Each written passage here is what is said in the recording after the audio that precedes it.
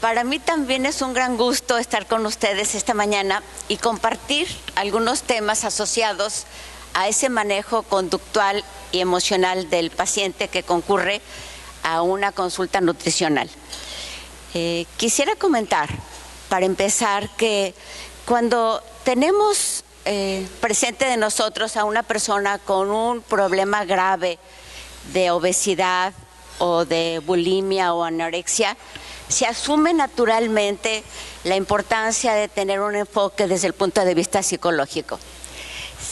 Sin embargo, cuando nos encontramos con una persona cuyo objetivo es una consulta para bajar de peso, sin embargo, cuando tenemos una persona que concurre a una consulta para bajar de peso, nos encontramos que si mi objetivo o mi focus se centra exclusivamente en lo que tiene que ver con ingesta calórica, que tiene que ver con cambio de vida, sedentarismo, ¿qué sucede? Que después de 1 a 5 años la persona regresa a su peso original.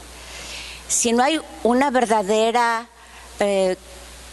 comprensión de cuáles son los factores psicológicos, emocionales, actitudinales que hace que esa persona tienda a subir de peso, entonces de alguna manera maquillo el problema, pero no llego a la raíz que tiene que ver con analizar cuáles antecedentes hubo en mi vida que hiciera que yo tuviera tal o cual problema. El contenido de esta plática tiene que ver básicamente con estos temas. Primero, ¿cuál es el entorno social en donde yo recibo a la persona que viene a consulta? Segundo, ¿cuáles son algunos enfoques psicológicos sobre las personas que tienen problemas con el peso? E independientemente que las características que voy a mencionar no son patognomónicas de la obesidad, sí se presentan de manera muy frecuente. ¿Cuáles son algunos mecanismos de defensa que utilizamos las personas y que son palpables en estas personas que tienen el problema? Y por último, yo como nutriólogo, yo como médico especialista, ¿cuál es mi responsabilidad como asesor en este problema?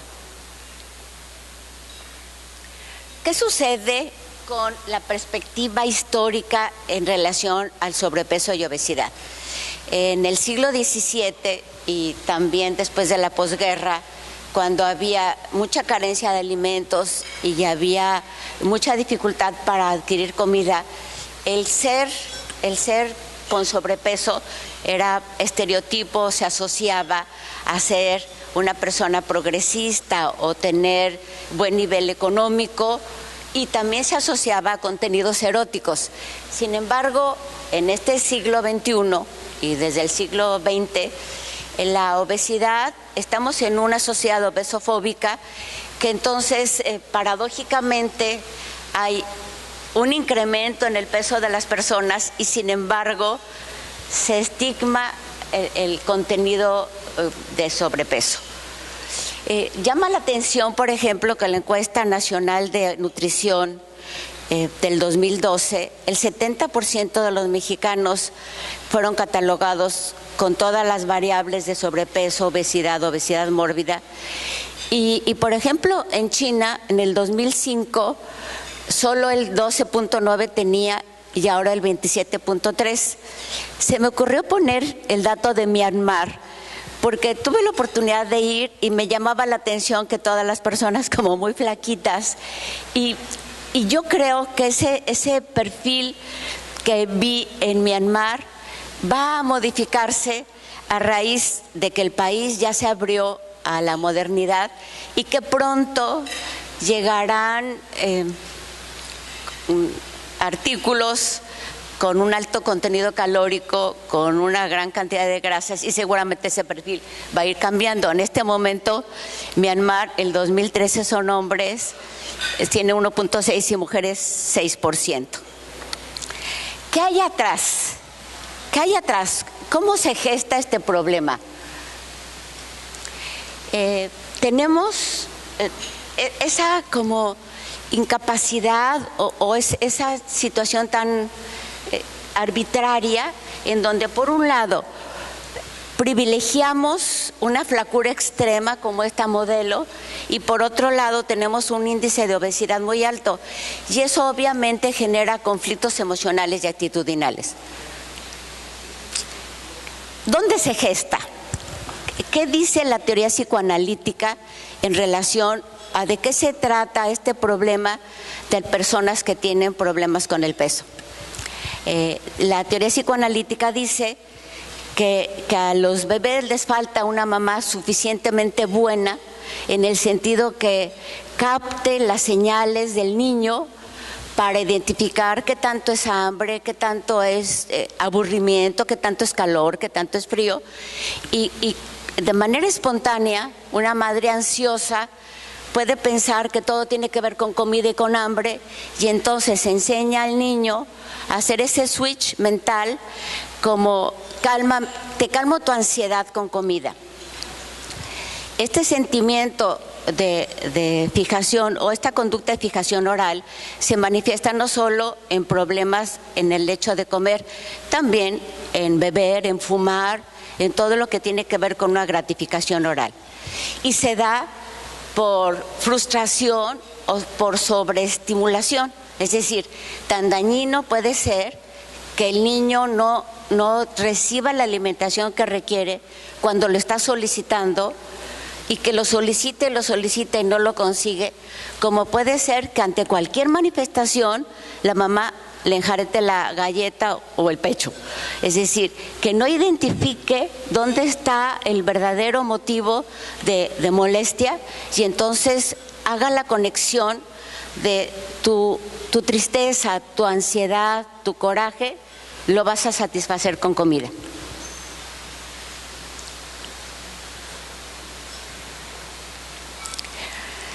La familia tiene un papel muy, muy importante y vemos diferentes características que puede abarcar esta connotación familiar. A mí me ha tocado ver, por ejemplo, pacientes en donde la mamá propicia una conducta y el papá sabotea. O me ha tocado ver pacientes en donde llega la señora, que es una persona que hace ejercicio, que es delgada, que tiene una vida muy estimulante, y la niña o el joven con mucha necesidad de tener su propia identidad, entonces recurre a conductas y a perfiles totalmente opuestos para definirse en su personalidad como tal. Muchas veces el consumo excesivo de alimento provoca aumento de peso y el aumento de peso es como una capa protectora. Con frecuencia, una persona que tiene una gran necesidad de aceptación y depende mucho emocionalmente de los demás, se cubre simbólicamente de una protección para no ser vulnerable a los ataques de otros. Ahora, yo encuentro personas que tienen problema tanto como asimilación de conductas, tanto como patrones aprendidos, como justamente como una actitud de rebeldía y de ir en contra de lo establecido. Hay básicamente 3 emociones presentes en la persona que está sufriendo, porque el estereotipo del gordito simpático risueño muchas veces encubre un sentimiento de molestia, de dolor, de insatisfacción personal, que incluso le hace rehuir de contactos sociales, le hace tener mecanismos de defensa para no afrontar las cosas naturales de la vida. Pero básicamente las emociones que están presentes pueden ser depresión, y entonces, ¿qué sucede con la depresión? Cuando hay una pérdida, de alguna manera la comida no abandona. En alguna ocasión una paciente me decía que para ella el cigarro era como su compañero, y así como para una persona el cigarro puede ser el compañero, para otra el compañero puede ser un chocolate, o puede ser un pastel, o puede ser algo que temporalmente le da gratificación y le da bienestar, pero que luego se convierte en un círculo vicioso, porque entonces más me siento mal, más como, y entonces se genera un círculo vicioso. Entonces, patrones de depresión, patrones de hostilidad, de ansiedad, de dependencia exagerada a la aprobación del otro. A todo mundo nos importa ser aceptados, todo mundo de alguna manera buscamos ser reconocidos y aceptados, pero con frecuencia estas personas son especialmente sensibles y vulnerables y dependen mucho de la aprobación de otros. Y los alimentos tienen un contenido emocional muy, muy importante. No solo es el contenido nutritivo. ¿Y por qué tiene un gran contenido emocional? Porque en la vida asociamos alimentos, los asociamos, por ejemplo, a vacaciones. Y cuando estamos de vacaciones nos imaginamos, no se diga si vamos a Disney World, algún lugar así, lo asociamos con helados, con hamburguesas. O los asociamos a manifestaciones de cariño. Incluso muchas veces las cajas de chocolate tienen forma de corazoncito y entonces sentimos que por ahí nos dan afecto y nos dan chocolate, o los podemos asociar a celebraciones de cumpleaños, al pastel, o podemos decir cómo me gustan los tamales, porque cuando mi abuelita cumpleaños siempre había tamales y entonces yo relaciono el tamal con mi abuelita y con aquellos buenos momentos que pasé. ¿Por qué es tan importante toda esta reflexión?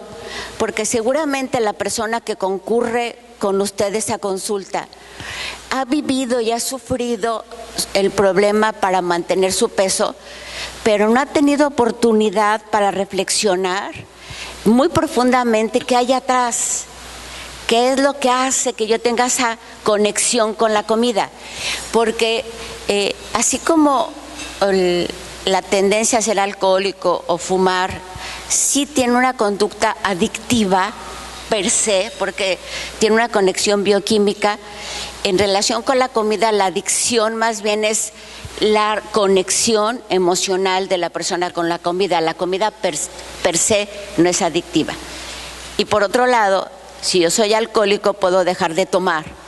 Si soy fumador, puedo dejar de fumar. Pero si tengo sobrepeso, no puedo dejar de comer.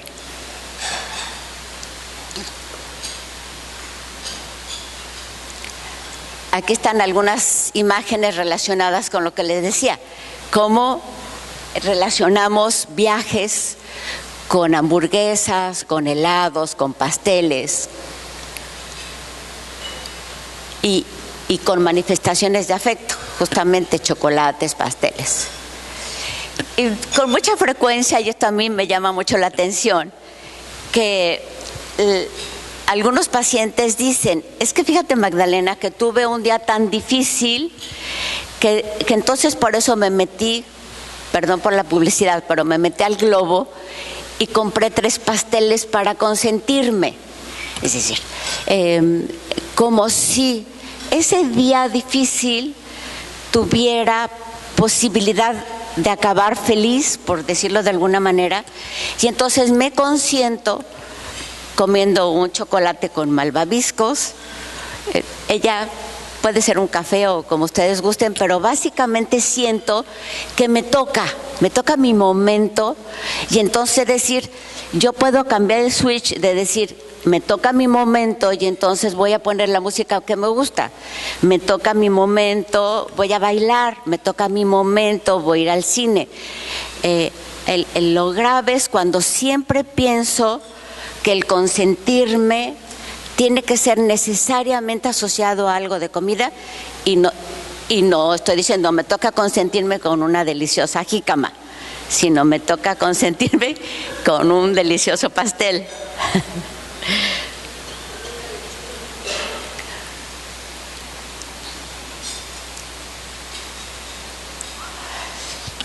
¿Qué sucede? Con mucha frecuencia, atrás de una persona que tiene este tipo de problemas, tiene una dificultad para controlar impulsos y tiene un manejo de la frustración inadecuado. ¿Qué significa frustración? Frustración es una sensación de molestia que aparece cuando yo voy tras un objetivo y encuentro un obstáculo. Naturalmente, la frustración genera molestia o genera enojo. Y lo podemos ver, por ejemplo, voy a ir a un viaje y llego al aeropuerto y me encuentro con que mi vuelo está retrasado. Y al estar retrasado voy a perder la conexión. Necesariamente esa situación en donde encuentro un obstáculo en el camino me genera molestia. Pero ¿qué es lo que sigue? Lo que sigue tiene que ver con mi madurez y tiene que ver con mi capacidad para tolerar la frustración.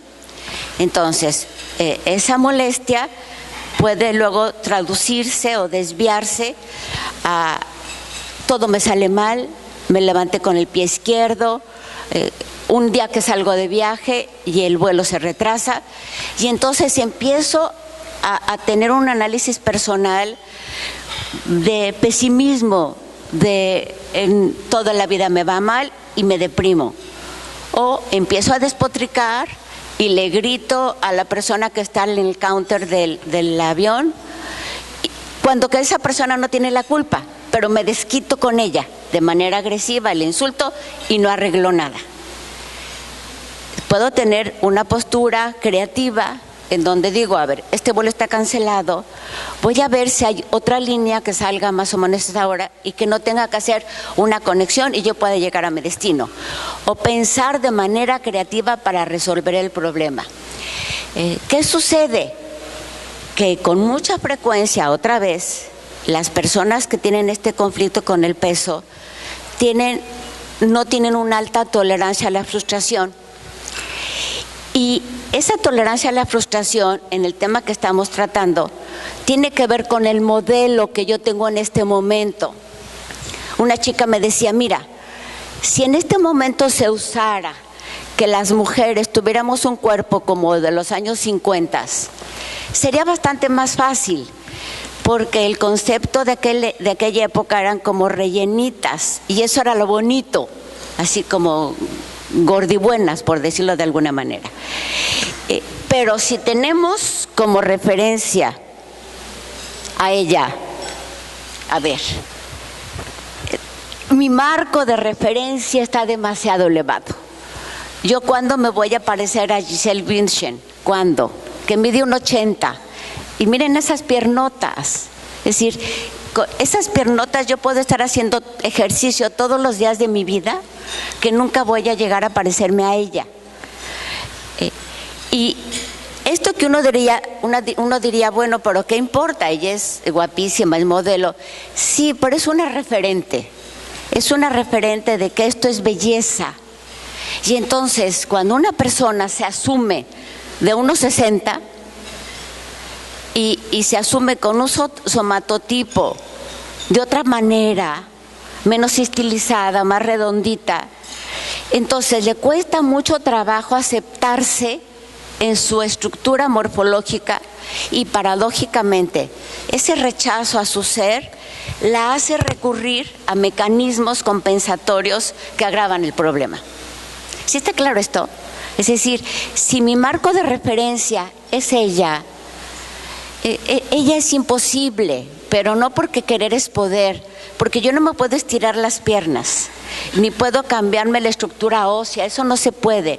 Lo que sí puedo es entender quién soy, lo que sí puedo es tener expectativas de salud y de bienestar, eso sí puedo. Este gap entre lo que yo soy y quisiera ser se relaciona directamente a cómo me siento, quién creo que soy y hasta qué punto llega un momento en que tengo muchos conflictos porque distorsiono mi imagen corporal, que es otro de los temas que hemos revisado que sucede con las personas que tienen estos problemas. Yo necesito conocer hasta qué punto tengo conflicto con mi identidad, con mi autoestima, con el concepto que tengo de mí, que me hace incrementar el problema y que me lleva a no tener claridad de cuál sería un objetivo controlable y realizable. Porque la frustración depende de si el objetivo que yo me he propuesto es alcanzable. Tiene que ser retador, pero alcanzable. Si tengo ese modelo de belleza, eso no es alcanzable. ¿Y qué sucede? ¿Qué sucede? Cuando yo tengo ese sentimiento de que no puedo, cuando tengo la sensación de que el objetivo está inalcanzable, muchas veces recurro a los llamados atracones. Y esto es realmente muy serio. ¿Por qué? Porque la persona no describe el atracón como que fíjate que tuve una comidota, la disfruté increíblemente. Y la recuerda y se imagina cómo fue la entrada y el vino y lo disfruta. No. Aquí, estas conductas de atracones generan un sentimiento muy doloroso en las personas. Yo tenía una chica que era particularmente bonita, pero justamente por ser muy bonita y tenía una hermana que era más inteligente pero más feita, a Conchita todo el tiempo la reforzaban que qué bonita eres, qué bonita eres, qué bonita eres. Y cuando el objetivo, cuando el valor de la persona está centrado en la belleza, entonces la belleza se vuelve un punto que es muy amenazante para conservar.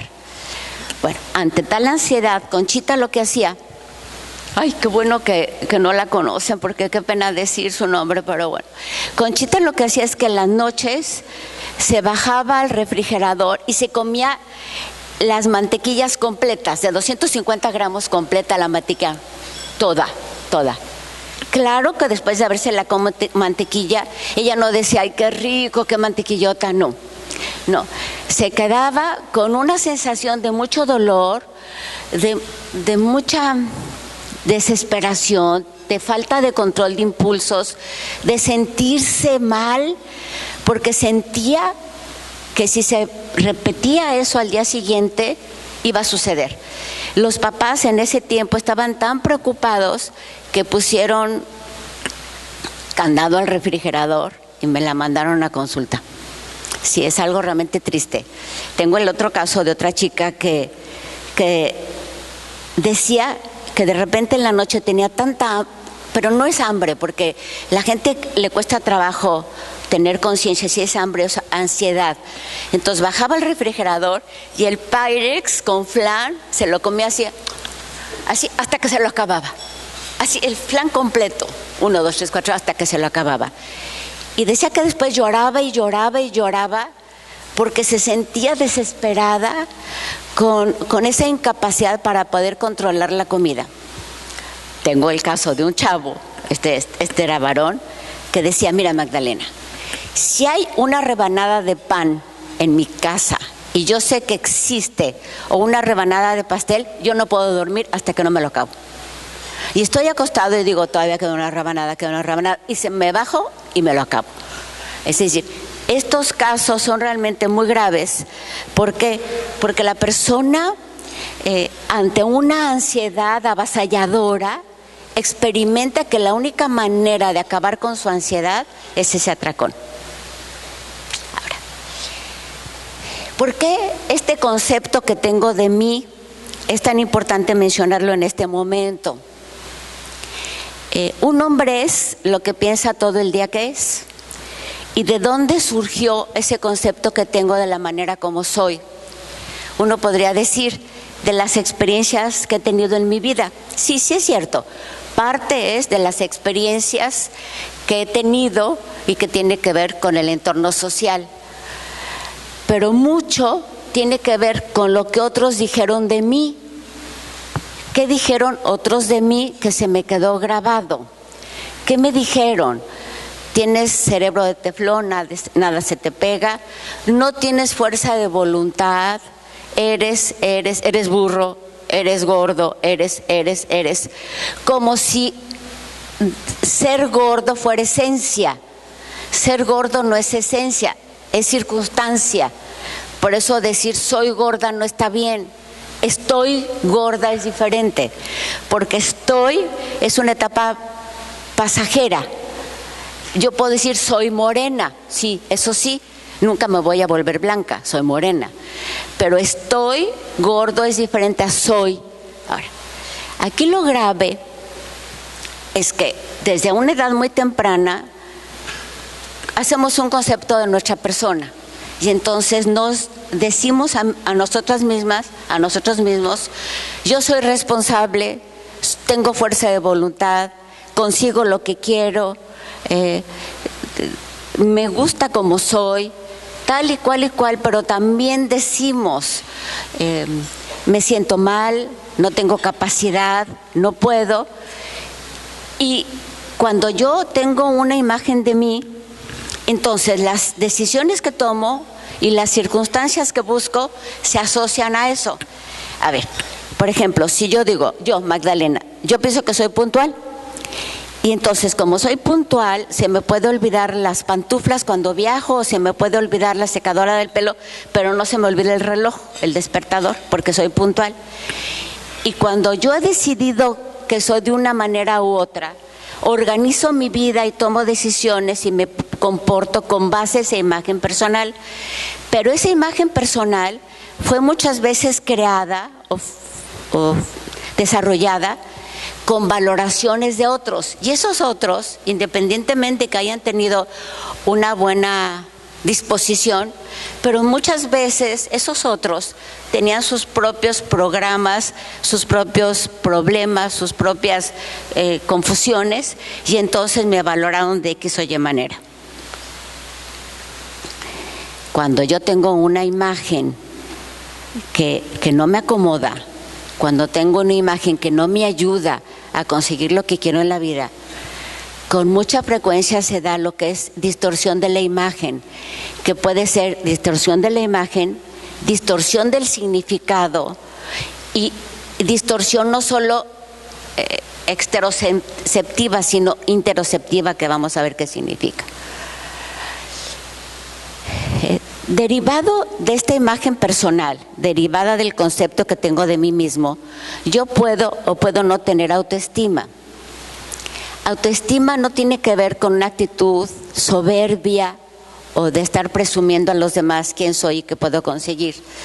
Autoestima es una sensación y una valoración muy profunda, muy auténtica de mí misma, que me hace sentirme segura cuando enfrento tareas, cuando enfrento retos.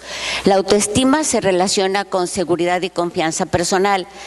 Uno puede captar cuando una persona tiene autoestima, y es cuando no está fingiendo, cuando no está alardeando, cuando se atreve, cuando puede ir a una fiesta sola, cuando inicia una plática, cuando comunica seguridad en sus puntos de vista, pero no prepotencia ni soberbia. Metas desafiantes. Como una persona que se autoestima, se valora a sí misma y se reconoce, es capaz de plantearse metas desafiantes y tener la certeza de que va a conseguirlas.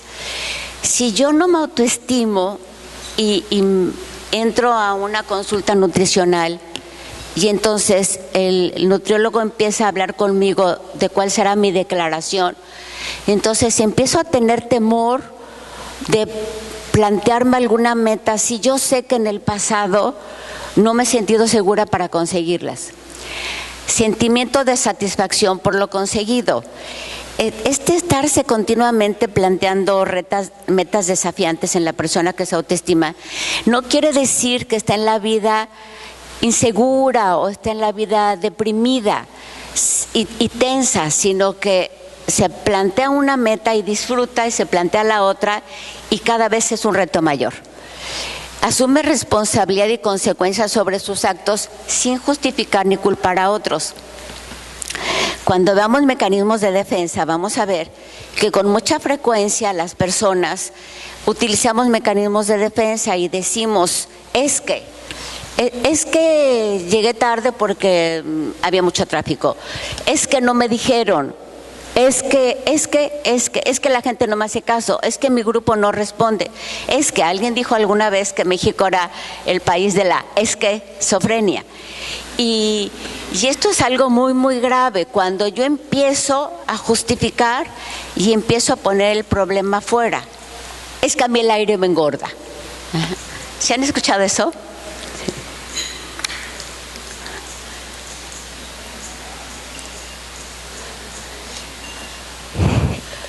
Cuando yo no me autoestimo, con frecuencia puedo tener distorsión de mi imagen corporal.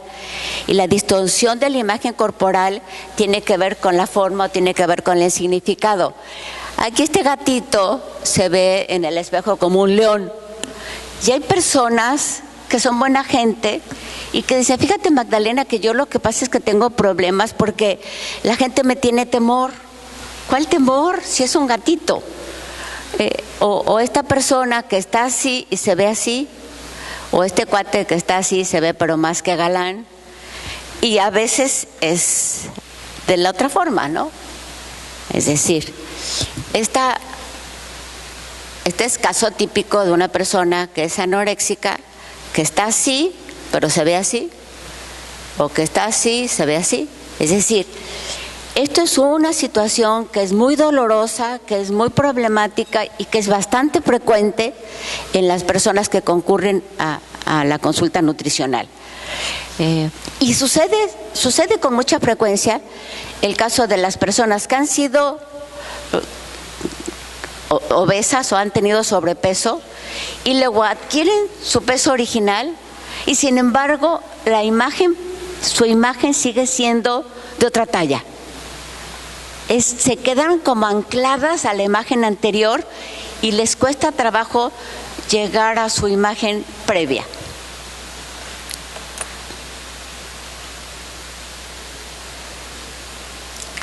¿Cómo se da la distorsión interoceptiva? Y esto es realmente muy serio. La distorsión interoceptiva se da cuando a la persona le cuesta trabajo discriminar qué tanto es ansiedad y qué tanto es hambre, qué tanto es depresión y qué tanto es hambre, qué tanto es hostilidad y qué tanto es hambre. Y entonces cuando se siente embargada por una emoción, automáticamente piensa, lo que pasa es que tengo hambre. Y de alguna manera el estar comiendo o el estar haciendo esa actividad o tener gratificaciones hace que se le alivie la emoción.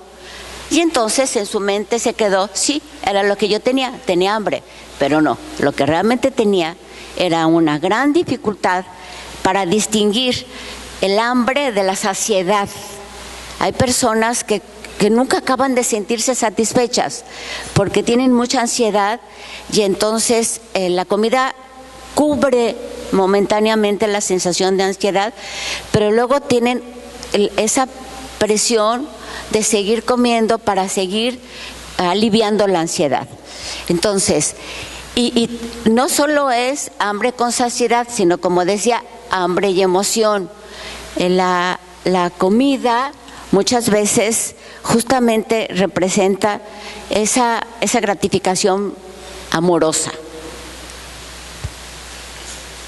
Ahora, ¿qué son mecanismos de defensa? Los mecanismos de defensa son recursos a los que una persona llega justamente para preservar su autoestima, para preservar su identidad.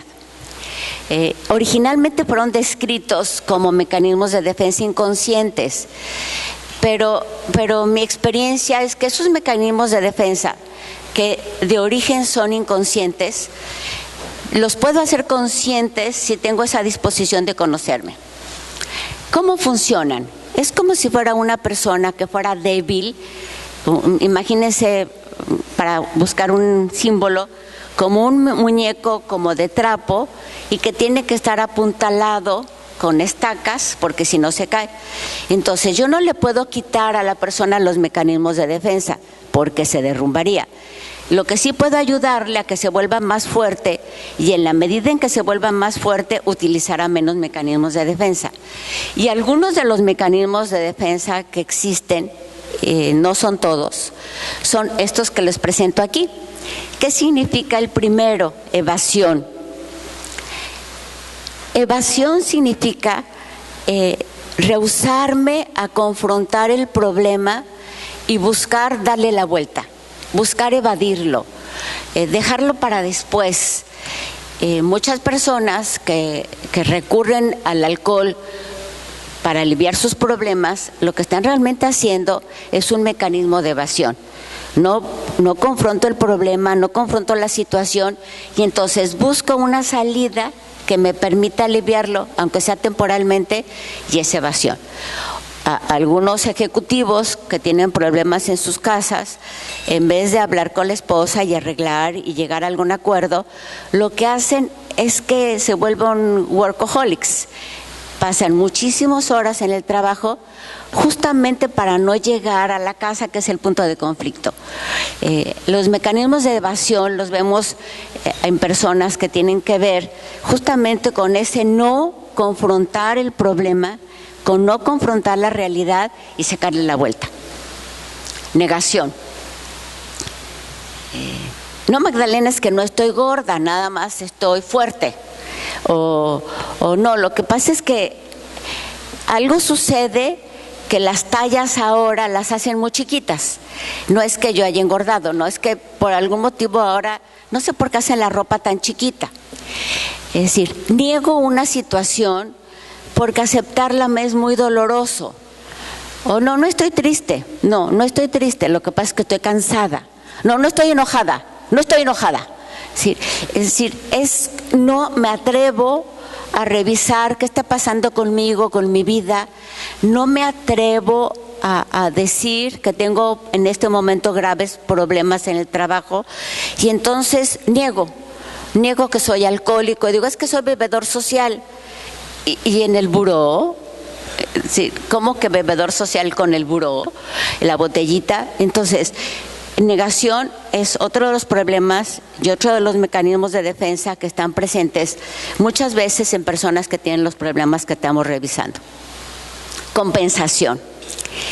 En la vida tenemos situaciones que nos causan felicidad y situaciones que nos causan infelicidad. ¿Cómo es mi balance? ¿Qué tanto es a favor de la felicidad, del bienestar, del reto, o qué tanto está desbalanceado? Cuando en mi vida hay un desbalance y predomina el sentimiento de insatisfacción, entonces yo compenso, y ese compensarlo lo puedo llevar a cabo comiendo. Si siento que mi relación conyugal es deficiente, si no estoy bien en la parte sexual, si me siento que en el trabajo me está yendo bastante mal, entonces compenso esa sensación de insatisfacción comiendo o de alguna otra forma, pero ahorita el tema es el que estamos hablando. Racionalización. Racionalización es un mecanismo de defensa en el que yo justifico un comportamiento para quedar bien ante los demás y quedar bien conmigo. Y entonces digo, en verdad, de veras, yo como muy poquito. Mira, me comí un pedazo de pescado de este tamañito. Ojalá que se hubiera comido un pedazo de pescado más grandecito, pero el pescado fue chiquito, pero todo lo demás fue muy grande. Y en la mente de la persona es, no entiendo, en verdad, como poco. Es decir, justifico es que tengo mal el metabolismo, es que mi gordura es genética, ¿sí? Es decir, nadie niega que puede haber problemas genéticos y problemas metabólicos, pero es mucho más cómodo decir, es que es el metabolismo, es que tengo problemas genéticos, es que mira, es problema genético porque en mi familia todos son gordos. Ay, pero los platotes que se sirven, es decir, nos cuesta trabajo asumir y decir, sí me equivoqué. Y entonces decimos, es que no me dijeron cómo tenía que ser, es que mi jefe no me tomó en cuenta, es que, y justifico mi comportamiento, y entonces me quedo momentáneamente a gusto conmigo, momentáneamente, porque a la larga me siento mal porque sé que estoy dando justificaciones. Y luego tenemos sublimación. El mecanismo de defensa sublimación es un mecanismo que me permite sacar los conflictos, los problemas en actividades socialmente aceptadas y favorables, como puede ser una persona que tiende a ser melancólica, que le da por la añoranza y canaliza ese sentimiento de melancolía y añoranza componiendo una música o cantando o escribiendo versos. En el caso que nos ocupa, la persona puede canalizar su gusto por la comida participando en los programas de Cruzada contra el Hambre o participando en programas de salud pública, y entonces esa afición por los alimentos la puede sacar de manera constructiva y favorable.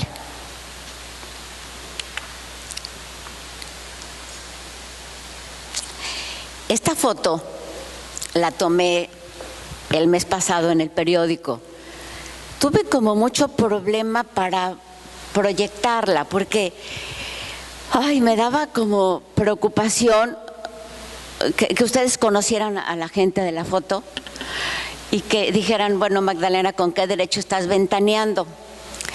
Pero la verdad es que me pareció muy interesante y por eso se las traje y la quiero compartir con ustedes, porque ejemplifica qué significa estos mecanismos de defensa, ejemplifica, y seguramente a ustedes como a mí les conmueve, porque en todo caso yo puedo empatizar con lo que hay atrás de esa persona y con el dolor que seguramente debe de tener. Es una celebración de cumpleaños. Yo sí conozco a ella, pero yo creo que mucha gente la conoce porque es cantante.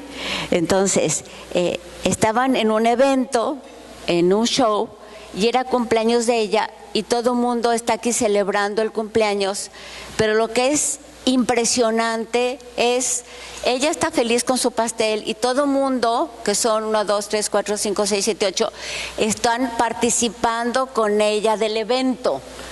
Pero hay una persona que se sustrae, ¿sí? Y que ya le metió el dedo al pastel. Y que no solo le metió, sino ya se lo saboreó, yo creo, porque aquí tiene un poquito y aquí ya te lo está chupando. Es decir, ella tiene graves problemas y no la conozco, pero con esa imagen ella se está aislando, no está participando del grupo, no está compartiendo con la celebración, con la felicidad, sino está focalizada, está como ella y su mundo, ella y el pastel.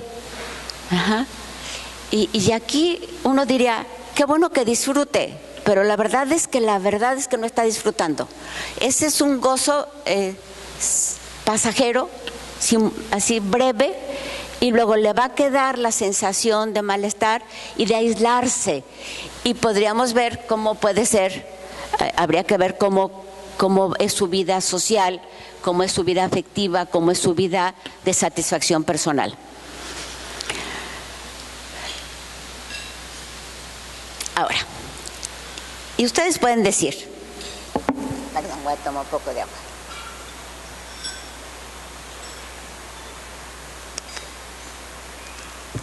A ver, Magdalena, ya nos presentaste como una situación, yo no sé hasta qué punto coinciden conmigo o no, pero muy complicada desde el punto de vista de emociones y actitudes de las personas que recurrentemente van a consulta porque tienen sobrepeso y no se sienten bien consigo mismas.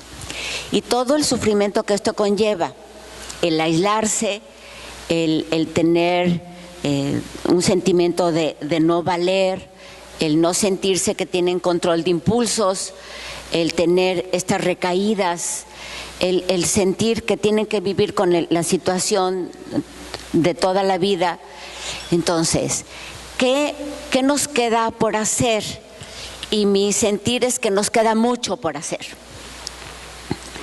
Que nos queda mucho por hacer y que lo más importante es que cuando una persona viene conmigo, me dé cuenta que si yo me circunscribo exclusivamente en la parte racional, en la parte de te saco tu libreta y te digo qué es lo que tienes que comer en los próximos 15 días y luego regresas y te doy otra dieta, yo no sé qué tanto pueda tener éxito, pero lo que sí sé es que no va a ser un éxito de largo plazo. Eso sí sé, porque atrás hay un gran conflicto en donde la persona tuvo imágenes, tuvo modelos, tuvo conductas aprendidas, tuvo un reforzamiento familiar, tuvo rechazo en la escuela, tuvo toda una historia de experiencias que hacen que el problema se vuelva realmente serio. No necesito, como coach nutriólogo, ser psicólogo, pero sí necesito empatizar con la persona.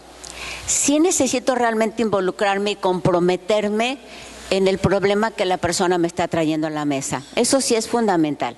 Entonces, necesito darme cuenta que independientemente que yo no tengo en ese momento ese problema, tengo que empatizar con el problema que para la otra persona significa. Tengo que darme cuenta que la otra persona tiene un problema que sí requiere ser resuelto. Y entonces, primero, necesito empatizar. Empatizar significa ponerme en los zapatos del otro. Así como cuando un niño llora porque se le va un globo, y yo digo, ay, por un globo. Bueno, yo digo, ay, por un globo, pero el niñito sí tiene sufrimiento porque se le fue el globo. Entonces, si yo empatizo con el niño, entiendo que para el niño eso sí es un problema. Cuando una persona viene conmigo y yo le digo, ay, pero es tan fácil, por favor, mira, lo único que tienes que hacer es de desayuno, comes tal y cual, de comida y de cena y tus colaciones, y te vas. Es decir, eso es no empatizar. Porque lo que para mí puede ser sencillo y fácil, para la otra persona puede ser complicado y doloroso. Entonces, primero empatizo y pregunto tratando de no solo yo conocer, sino que al preguntar, la persona empieza a hacer clic, empieza a hacer asociaciones, empieza a recordar. Tengo una paciente que me contaba que cuando ella era chica, en su casa la mamá cuidaba que tuvieran la comida más o menos balanceada y muy bien, pero el papá era muy comelón y gordo, y entonces muchas veces en la tarde la llevaba a comer tacos y le decía, pero cuando regreses cenas, porque si no tu mamá se va a dar cuenta y se va a enojar conmigo. Y entonces esos recuerdos que a lo mejor pasaron desapercibidos durante mucho tiempo, en el momento que surge el problema, surge el nexo y surge la asociación. Y entonces esa niña se había acostumbrado a cenar doble. ¿Por qué? Porque a lo mejor ya no tenía hambre, pero con el mandato del papá, pero cenas, porque si no tu mamá se va a enojar conmigo. Entonces se acostumbró y acostumbró a su organismo que el tamaño de la comida era de tal o cual volumen. Refleja, en la técnica autodirectiva de Carl Rogers, el reflejar es un mecanismo que me permite que al momento de decir la persona, lo que me quieres decir es tal o cual, lo que tú estás diciendo quiere decir que te cuesta trabajo verbalizar cuando tienes conflictos emocionales. Poco a poco entonces la persona empieza a caer en la cuenta y empieza a construir una explicación de cómo ha sido su vida, cómo han sido los nexos que ha tenido familiares con estas conductas, y empieza a entenderse. Y en ese empezar a entenderse es también empezar a comprenderse, empezar a quererse, empezar a caerse bien. Entonces refleja, y este conocimiento es tanto del asesor, coach, nutriólogo, como es un conocimiento de la propia dinámica de la persona y de su contacto, de su interacción con la comida. Informa. Sí es importante que así como yo le informo a la persona sobre, de acuerdo a su estructura física, a su tipo de vida, a su edad, a su sexo, cómo sería lo que le convendría ingerir, también le tengo que informar en el sentido de, mira, a mí me da la impresión que tú asocias cosas dulces con buenos momentos. Me da la impresión de que asocias comida muy abundante cuando ibas con tu abuela y tu abuela era alemana y empezaban a comer desde las 4 de la tarde. Me da la impresión, y entonces la persona poco a poco empieza a tener claro como toda su historia y toda esa interacción que tiene con la comida. El coach acompaña realmente con una mentalidad de mediano y de largo plazo. Es decir, el pensamiento mágico es también algo que nos sucede en la psicología del mexicano. Pensamos que voy a construir mi casa cuando me saque la lotería. Y pensamos que con un boleto de la lotería voy a construir mi casa. Y pensamos que con una dieta mágica, que puede ser las dietas, todas las que ustedes han escuchado, así voy a bajar de peso y ya me voy a quedar delgada de por vida. Eso es pensamiento mágico. ¿Sí? Y ese pensamiento mágico sí es como bastante práctica de la psicología del mexicano. Voy a prenderle una veladora a la Virgen para sacar 10 en el examen. Mejor estudia. Ajá. Pero pensamos que mágicamente las cosas se van a resolver sin que haya un trabajo atrás y todo el trabajo que sigue. Entonces, el nutriólogo, al funcionar como un coach, es muy importante que comunique que esta perspectiva nueva es un proyecto de vida de mediano y de largo plazo y de siempre. No es, ahorita no puedo porque estoy a dieta, pero nada más que acabe la dieta me voy a atiborrar de donas con chocolate. No, bueno, así no es, así no es. Necesito acompañar a la persona e involucrarme, realmente involucrarme en su proyecto, tener un sentido como de coparticipación para que la persona consiga los resultados.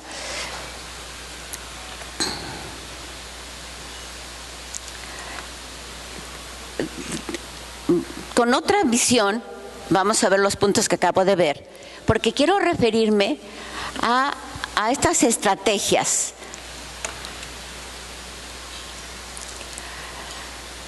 Cuando yo informo, tengo que manejar variables cognitivas y variables afectivas. Es decir, sí es muy importante que yo le informe a la persona el verdadero contenido nutritivo de los alimentos. Y en verdad yo creo que sobre todo en esta época, ayer le comentaba a unas personas con las que platicaba, que a mí me molesta mucho recibir ese tipo de correos en donde de repente sale un alimento que es el que va a acabar con todo.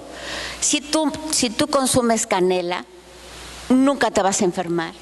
Si tú consumes canela, se te va a quitar el cáncer y cosas así tan ridículas, y desgraciadamente las personas se la creen.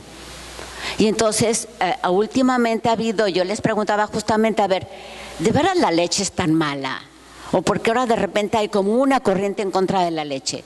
¿O por qué hubo una corriente en contra del huevo? ¿O por qué hay una corriente en contra del gluten? Bueno, por fin, ¿qué tanto de eso que se maneja en información barata, porque es información barata, es científico o no? Ustedes como especialistas, por supuesto, que tienen que informar desde el punto de vista científico, racional, pero también manejar toda la parte afectiva que hemos estado discutiendo. ¿Cuáles estrategias? Yo tengo que invitar a la persona a que declare que ella es una persona que se valora, que se quiere y que por tanto ella no quiere vivir con el problema de sobrepeso. Declarar y luego visualizar. Y visualizándose se imagina con la lista del súper y tachando las cosas que no conviene que compre. Se visualiza yéndose a un probador para ponerse un traje de baño y sintiéndose bien. Se visualiza yendo a una fiesta y sintiendo que la gente la va a chulear y que ella va a disfrutar de la fiesta. Se visualiza sintiéndose a gusto cuando se ve en el espejo. Se visualiza comiendo comida sana. Es decir, este proceso de visualizar es como una anticipación del comportamiento y da resultado. Y plantear al universo. Y se vale que yo le diga a la gente que está conmigo, y se vale que le diga a mis familiares y a mis amigos, miren, estoy empezando a controlar mi peso y entonces por un tiempo, o no sé cuánto, yo voy a comer de tal o cual manera, sin esconderse. Porque ¿qué sucede? Que cuando hay mucha presión de amistades o mucha presión familiar, la persona come promedio, por decirlo de alguna manera, en grupo, pero luego a solas se consiente y come en exceso. Entonces, más vale que yo le diga al universo, decidí que de aquí en adelante voy a ser responsable de mi salud y de mi belleza. Acompañar, dar soporte, reforzar, reconocer victorias. ¿Qué significa esto reconocer victorias? Miren, significa que yo voy a acompañar a la persona que valore esos pequeños avances que da en su vida. Que no se sienta frustrada cuando tiene la expectativa de bajar 5 kilos en un mes y resulta que nada más bajó medio kilo. Es decir, dicen que más vale paso que dure en otro, que canse. Y el rol del nutriólogo justamente es acompañar a esta persona en sus victorias y sentirse satisfecho porque esos pequeños pasos medidos a mediano y largo plazo, por supuesto que van a dar resultado. Cuando he tenido la oportunidad de tener personas que tienen esta mentalidad de mediano y largo plazo, y está acompañado con esta información conductual y cognitiva, con mucha frecuencia y éxito. Cuando las personas tienen mentalidad de corto plazo y sienten que es para la boda de mi prima que va a ser dentro de 2 meses cuando yo voy a tener el cuerpo que quiero, y a lo mejor sí lo consiguen, pero con un programa muy poco saludable, y que el cuerpo automáticamente cuando se va a la boda recupera su peso original. Entonces, yo necesito reconocer las victorias, reconocer que este esfuerzo que la persona ha hecho se traduce en resultados. Esto ya lo vimos, declarar, visualizar, actuar. Y al final, ¿qué quiero? Que las personas se sientan dueñas de su vida.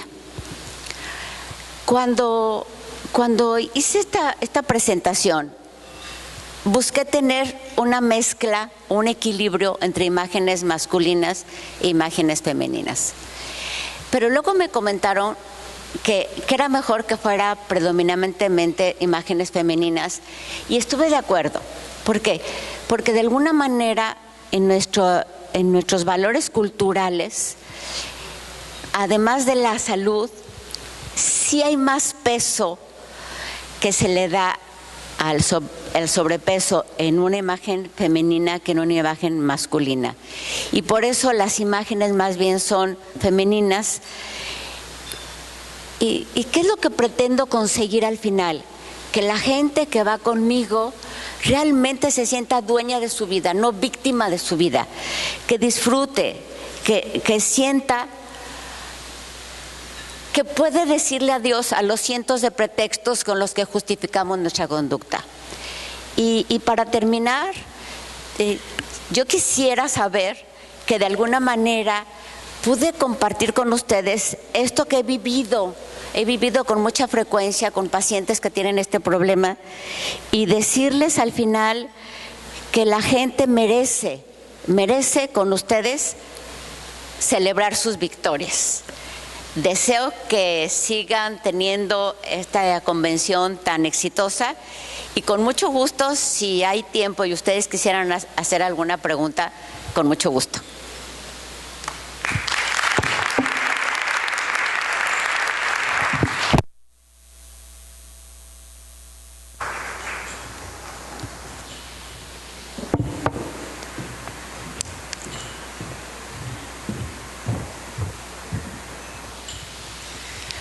Muy buenos días nuevamente. ¿Alguien que tenga una pregunta para la doctora Valdés Kilian? Yo creo que tenemos espacio como para 2 máximo.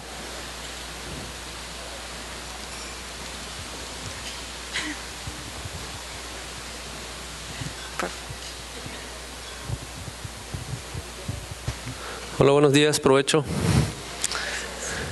Doctora, quería hacer una pregunta. Nosotros que nos dedicamos a la consulta clínica, consulta externa, ¿considera necesario que el nutriólogo también necesita asesoría psicológica?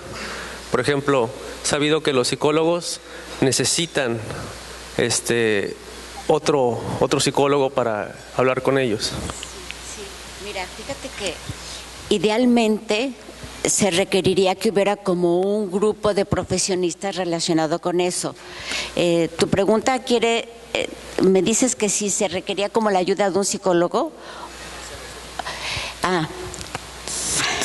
Que tú te metieras en psicoterapia o algo así. Ajá. Mira, ya, fíjate.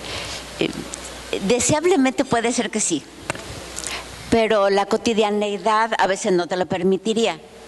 Lo que sí es importante es que aunque seas nutriólogo, tú te des cuenta que no es cuestión solo de ingesta y de tipo de vida, que no puede reducirse el problema de sobrepeso a qué tanto consumes, qué tanto te ejercitas, si tienes antecedentes genéticos o algún problema metabólico.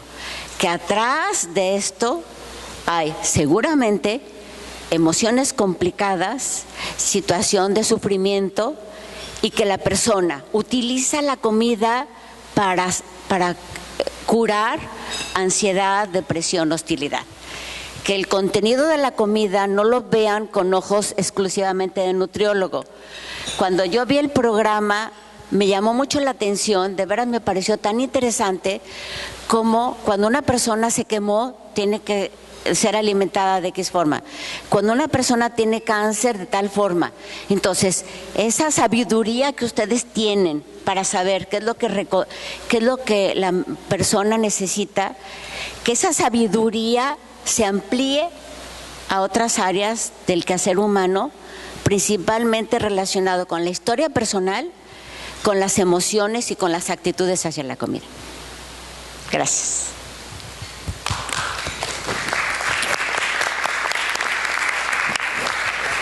¿Otra más?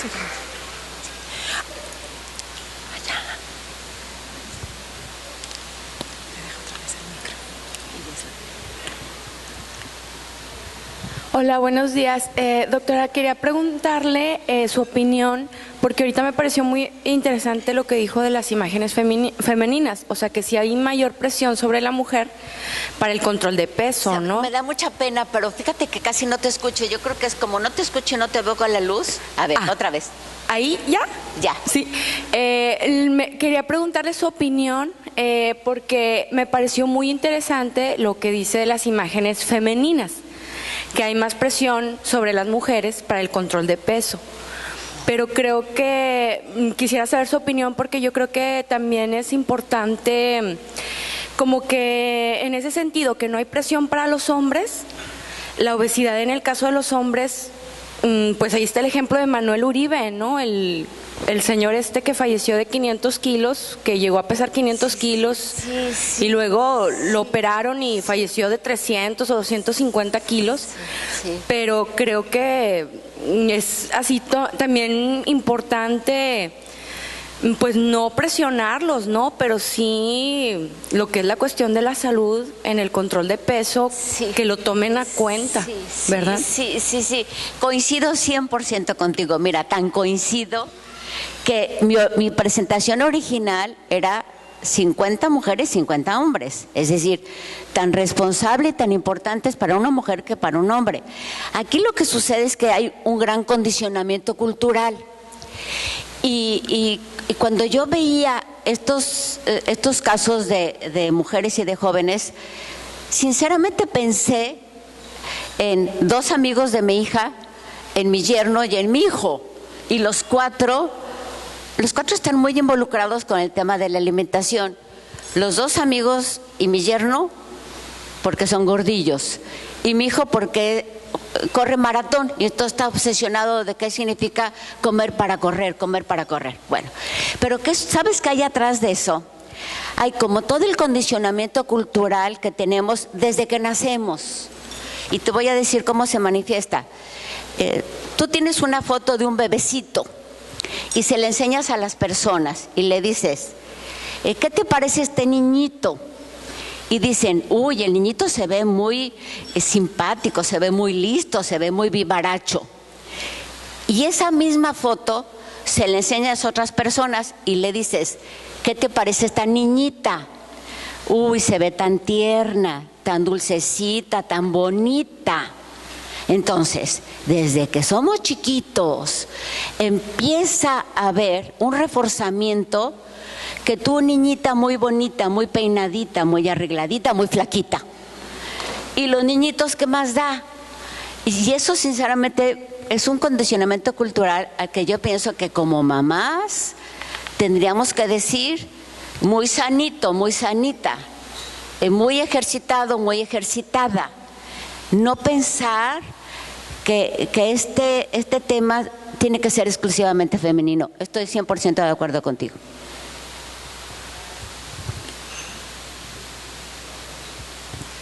Pues muchas gracias a todos ustedes por estar aquí, por acompañarnos, como decía Magdalena, en este viaje por los sabores de la marca.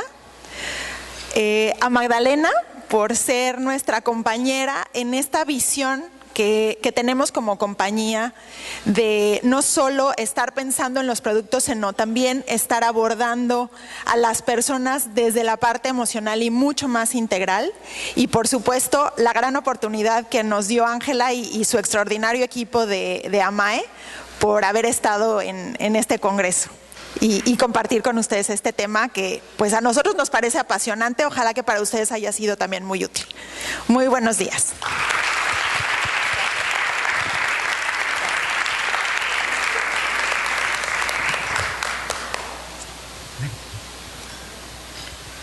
Muchas gracias, Magdalena. Muchas gracias a Special K. Bueno, anuncios parroquiales y más sorpresas. McGraw-Hill, ustedes saben que publicó el libro del doctor Diego Arenas de nutrición enteral y parenteral, ¿no? En este caso nos han regalado unos ejemplares y vamos a rifar 2 libros. Entonces, todas las personas que quieran participar, ¿quién quiere? Levanten las manos. Ah, ¿verdad?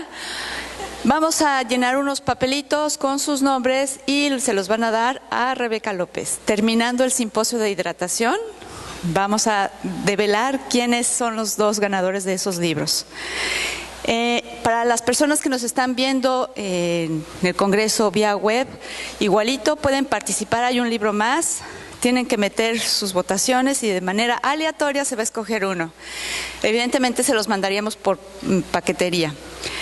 En unos momentos nadie más va a tener ninguna pregunta más para la doctora. Es su última oportunidad de preguntar, ya que la tenemos aquí, nos ha bajado. Tenemos 2 más. Doctora.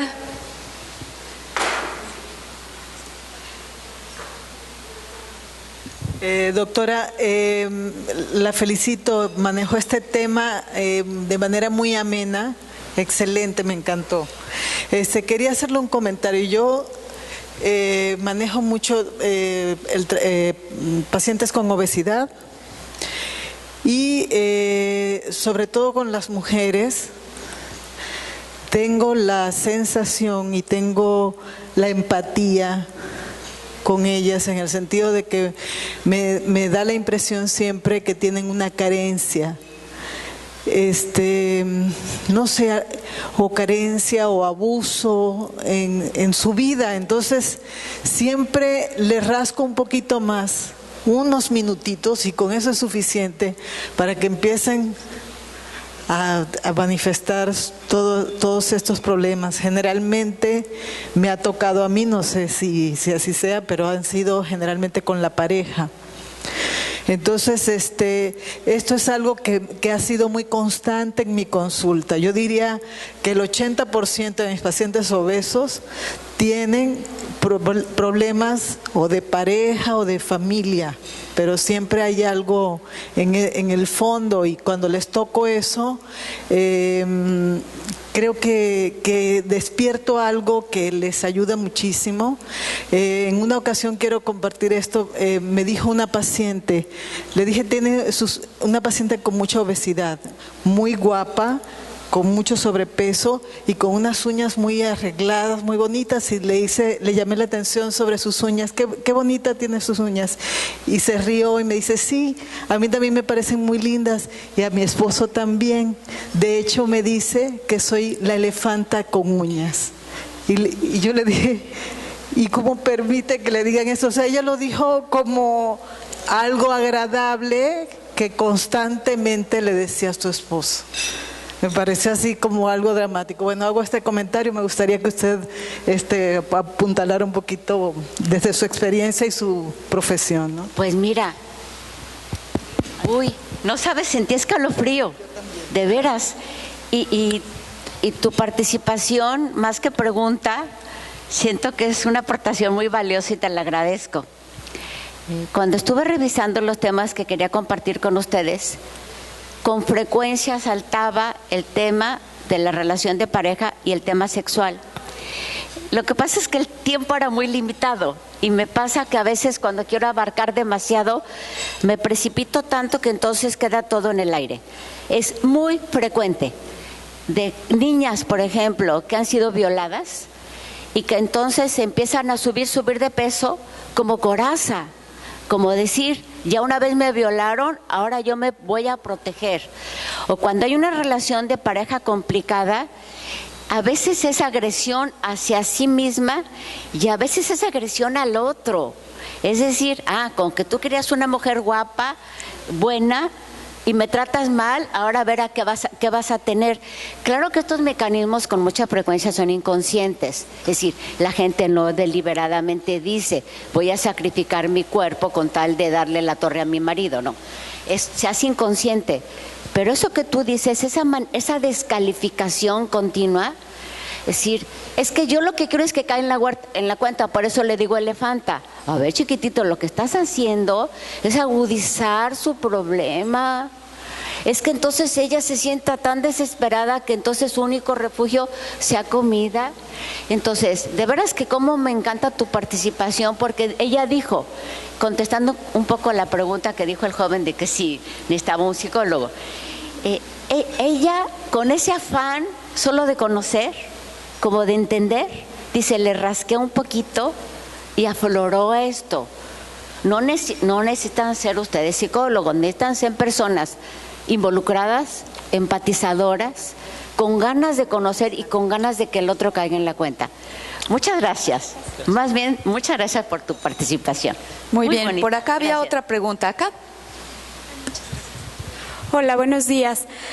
¿Hay alguna herramienta que nosotros en la consulta nutricional podamos utilizar para identificar a pacientes que están deprimidos y poderlos canalizar? Ajá. Porque Sí. lloran todo el tiempo. Sí. Pero sí. yo no sé hasta dónde Sí. hay un paciente que Sí, necesite un apoyo. Sí. No sé, por ejemplo, los sí. pacientes con hipotiroidismo que apenas se empiezan a dar cuenta que son hipotiroideos, sé que están deprimidos y cuando sé que ya está diagnosticado el hipotiroidismo, entiendo perfecto y sé que van a tener ya su control. Pero los que no sé cómo identificar para canalizar. Sí. Miren, yo no sé, yo creo que tendría que haber sido desproporcional lo que hicimos esta mañana. Lo que ustedes están haciendo es tan valioso que yo digo, a ver, ¿por qué no cambiamos el mecanismo del tiempo? La pregunta que hiciste es extraordinariamente importante. Confundimos tristeza con depresión para empezar. Y entonces, una persona dice, es que estoy en la depre. ¿Qué significa estar en la depre? Es abismalmente diferente estar triste a estar deprimido. La depresión es una enfermedad y como tal tiene que tratarse como enfermedad y no tenerle miedo a los antidepresivos. Una persona que realmente está gravemente deprimida o toma antidepresivos o se suicida. No es cosa de que ahí va y échale ganas. ¡Qué mentira! ¡Qué mentira! Cuando una persona tiene depresión, no con echarle ganas va a solucionarlo. Ahora, en tu caso, sí es muy importante que la persona tenga primero, cuando presenta síntomas de tristeza y tenga conflictos con el peso y con la nutrición, sí, desde mi punto de vista es que primero se haga una evaluación general que tenga que ver con análisis clínicos y con metabolismo y función tiroidea. Sí, es muy importante.